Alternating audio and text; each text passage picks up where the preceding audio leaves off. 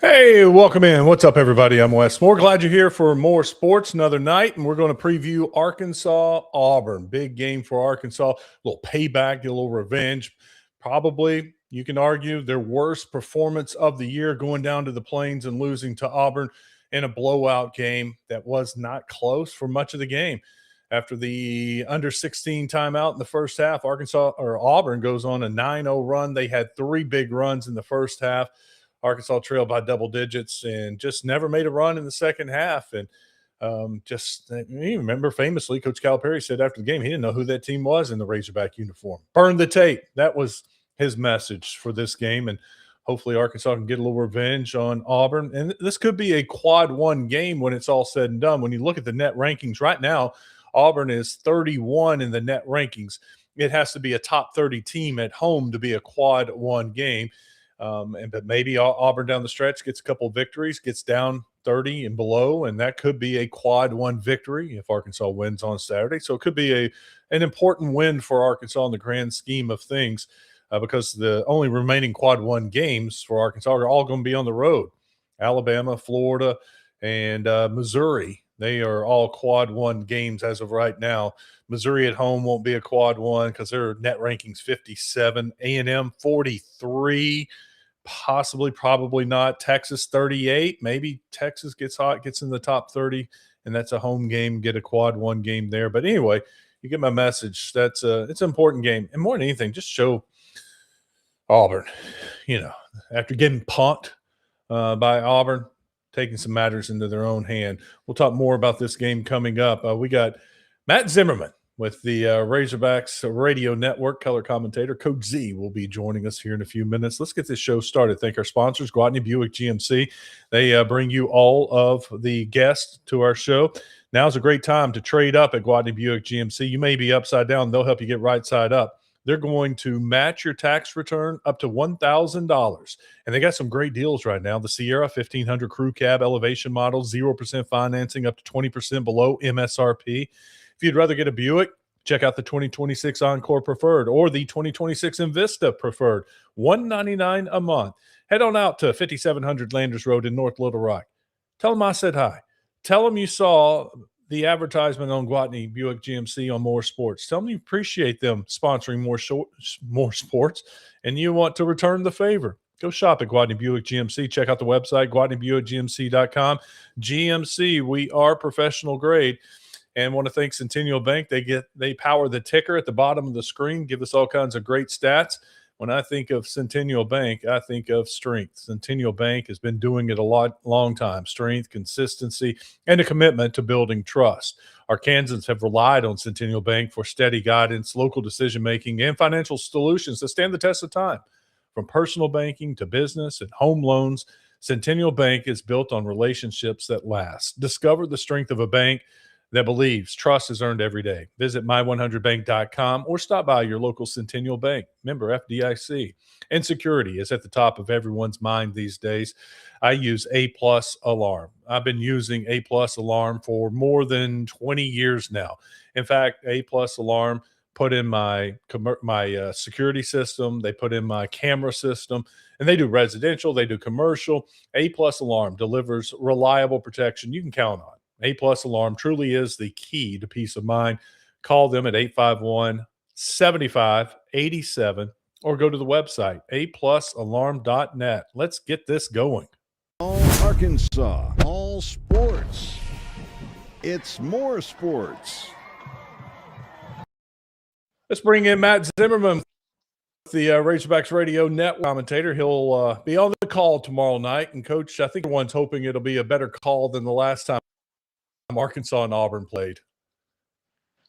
Wes, I don't know if we had very many listeners in the second half. It was not pretty at Auburn. And, down 15 at half, and we were probably fortunate we weren't down 20. They went on all these runs, and we couldn't stop them. And it was probably the worst defense we have played all season.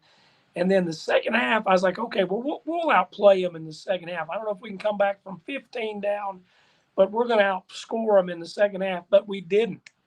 They outscored us by 7 points, and we lose by 22, the biggest blowout of the Razorback season.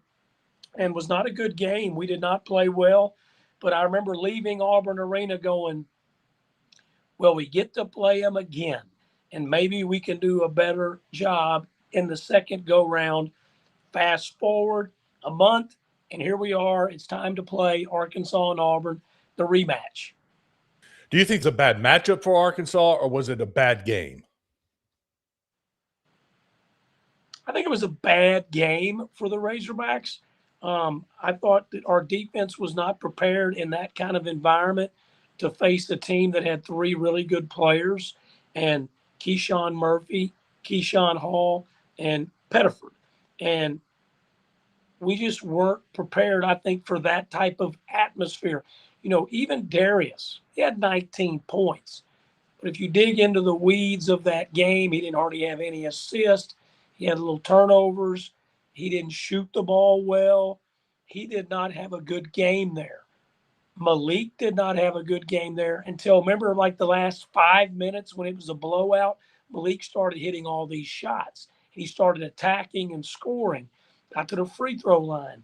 But overall, Malik was too little, too late. And Trevin Brazile, to me, was not very good in this game. And that's our three best players. So you go on the road and your three best players don't play very well. We had a desperate team, and the opponent, you get blown out. It was not a good game for the Razorbacks. I think we match up with them fine, but I do think Keyshawn Hall, he was very motivated to play us. He wanted to play at Arkansas West, and I think that he was wanting to pay the Razorbacks back. I just listened to Coach Coleman, Chen Coleman, and he was like, we got to limit his touches, Keyshawn Hall. We can't let him get off, 15, 20 shots. That to me is he is maybe he is an all SEC player. He may be the SEC player of the year. That's got to be where the focus is. Who gets on him? Who gets to guard him?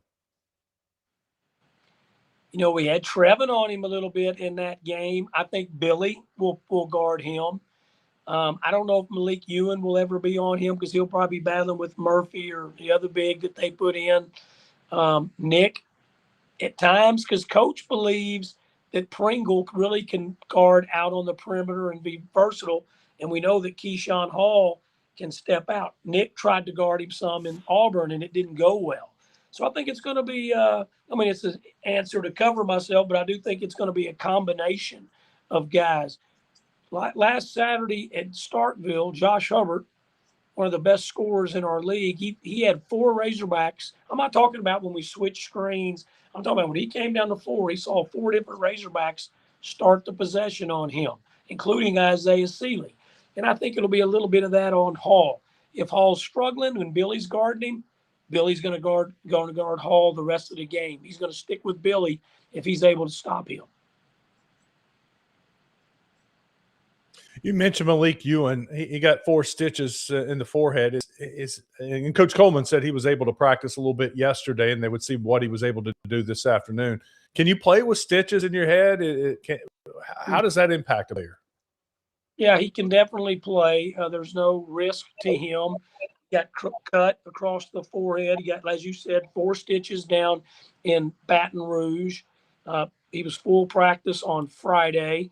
And so I think we're going to see closer to all of our guys, playing and back in this. Maybe they'll hold someone out, but I think that we'll be we were a 9-man rotation, and now we really were 8-man rotation because Seeley got to where he wasn't playing in the conference. Seeley didn't do much in Baton Rouge, but he did a lot in Starkville, and Coach's confidence is growing with Isaiah Seeley. So I think Seeley will play in this game, and as long as the 2 injured guys who are doing a lot better, we could be at a 9-man rotation, which I think is an awesome number. I would even love a 10-man, be honest with you, but 9's okay. 7's kind of putting a lot at risk. Even in Baton Rouge against a bad team, we got tired at times, and it really didn't shine its head. It didn't really show much. That's tired. But I was sitting there watching the game. I could say at one point you could see that Darius and Malik Thomas, who never really get tired, they looked fresh as the day is long. But the other three guys out there at that time, which was Malik Ewan, Trevin Brazil, and Billy, they were dying. They were grabbing their legs. Anytime there was a dead ball, they were fighting for air. And so I just think that's a time when you can, boom, throw a sub in, boom, throw a sub in, let those guys catch their breath. So, but I think tomorrow is going to be pretty close to a 9-man rotation against the Tigers. Coach, after the bye week, this defense has looked better to me. Now, it was against Mississippi State and it was against LSU. I'm curious to get your thoughts. Is this defense better, or was it looking better because of the teams they were playing? We'll know more about the defense after this game against Auburn because they can score. Auburn does have a pretty good scoring team. I know what you're saying. You know, it seems like it's much better. It seems more energized. It seemed like the shorter rotation, a lot of guys could figure out who they were guarding and stay with that. When we did switch, the switches seemed more seamless. And Wes, we've been blocking shots, which this team had kind of slowed down a little bit. We're leading the SEC in blocks now in SEC games only. We're not leading in the whole, you know, all the games, but in the conference games, which is the most important, Arkansas is much more aggressive, jumping and trying to block shots, using athletic ability. I do think this defense has gotten better. I think that they've heard the message kind of pushed on them from Coach Calipari. And I do think that this, and we know this defense has potential. We saw it against Texas Tech. We saw it against Louisville. We saw it against Tennessee. We saw it at Ole Miss when they had to rise up. They rose up. And I think that this defense is better now. And I think we'll get a chance to see that and be excited about that against Auburn. You talked about it. Coach Coleman talked about it, how difficult it is to play in the jungle down in the plains. And we know it can be difficult to play at Bud Walton Arena, and hopefully it's a good atmosphere tomorrow. But crazy stat, SEC home teams are 45 and 42 during league play. Can you figure that out? How is it that they're almost 500 in home games? That is very rare, very unusual, Wes. I love you pointing that out because it's a fact. It's a stat. I think there is some teams at the bottom of the league that aren't very good, but they've managed to kind of get a couple of home wins. But then they've also, you know, gone on the road, like LSU went and won at South Carolina. South Carolina went and won at LSU. Normally, if those two teams play each other, one's going to win at their place, the other one's going to win at their home place. But it was the opposite, and there's been quite a bit of that. I mean, Oklahoma, who can't win at home, they went and won at Vanderbilt, which I'm not a big believer. I'm not in love with Vanderbilt's team, but Vanderbilt's 7-4. There's 5 teams in the conference that are 7-4. But if you got 5 teams that are 7-4, 2 are 8-3. And 1 is 9-2, Florida, that's 8 teams in your league that are at least 7 or 4 or better. That tells me that the bottom of the league is not so good. And that bottom, South Carolina, Ole Miss, Mississippi State, LSU, Oklahoma, that's a bottom. That's not a good bottom. Oklahoma is. Oklahoma can beat you. But I think them other teams are just they're struggling, and people have gone to those places and beat them. You mentioned Florida and Kentucky at the top. They play 2 more times in tomorrow. What do you think of that matchup? I hope they have about 7 overtime battle, and it'll be a good game, Wes. You know, I think that the home teams will win there. I think Florida should win, but if they can't guard Otega-Oweh, who's going to guard Otega-Oweh? It's not going to be Boogie, I don't think. It's not going to be Lee, is it? I mean, if they put Lee on him, I think he's just going to drive them all day. Is Thomas Houck going to be the guy that tries to guard a 6'4", strong, physical guard? I think Otega-Oweh can have a big impact against Florida, but you would think Florida would be able to win that game. But I tell you what, and it's a big if Kentucky, because they rebound some too, you know, they out-rebounded our team. if Kentucky can hang in there or win the rebounding battle by a decent amount, they can beat Florida because Florida's strength is in rebounding. And if they lose that strength, then I think they will have a lot of problems. It's going to be a dang good ball game tomorrow, and that's on ABC at 2 o'clock. And that's going to be a game, man. That's going to be a battle. And I'm looking forward to seeing they've got to play each other twice. That's good for the Razorbacks. We play Missouri twice. Coach, how do you feel about tomorrow night? I feel pretty good. I think our guys are wanting to pay back what happened at Auburn. I think that they are a little disgusted how they played at Auburn. I think they felt like now Auburn wasn't running. I mean, they beat us by 22. That's not rubbing your face in it. But I do think that Auburn had a lot of dunks. They had some celebrations. That crowd got really elevated there. I think our guys will be motivated. We didn't play well. Coach told our guys we did not play well. Remember, this was one of the burn the tape games. That's not my team. I don't know what team that is. That was kind of the message out of Auburn. And I do think that he does not want to – he wants to pay this back. I think our staff and our team's very motivated. I think Coach wants to win the SEC a lot more than he lets on. I think he wants to win the SEC championship way more than anybody thinks. Me and him were talking about the standings. He knew all the standings. He knew all the 5, 7, and 4 teams. He knew who was in the race. He knew what it took. He could even tell me some of the teams who they had to play coming up. That is a coach that, because he's not a guy that normally is just studying every other team in the league. He studies them before he plays them. But he is looking at the big picture in this conference, and that starts with Auburn. If you're going to win the SEC, you got to beat Auburn at home, and he knows that. We can't lose any home games of these 4 home games we got left, and we need to handle business against Auburn. I think we will. I think we will drive more.